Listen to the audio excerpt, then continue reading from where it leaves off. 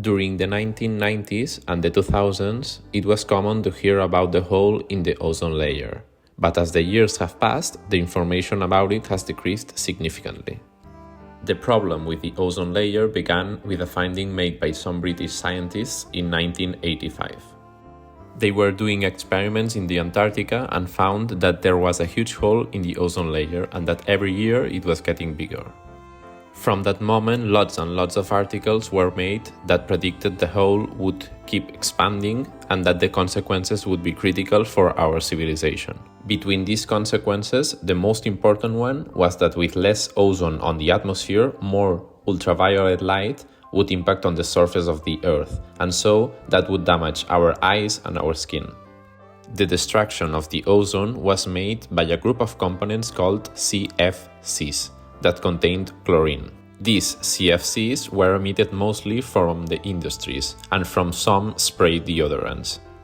When the CFCs are emitted, they rise into the atmosphere until the ultraviolet light from the sun split them apart and release the chlorine.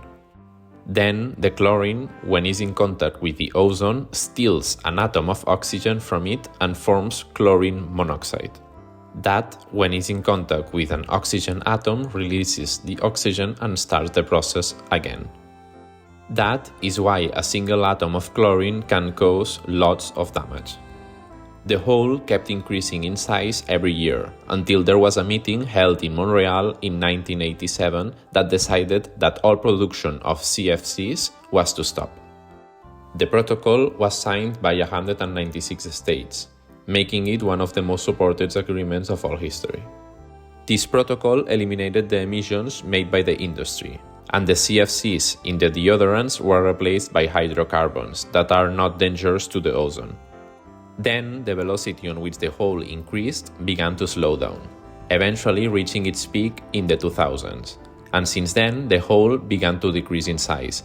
It is expected that between 2050 and 2060, the ozone layer would be in perfect shape again. Before finishing, it is important to remark the efficiency in which the world can unite to solve a global problem. So have a little hope.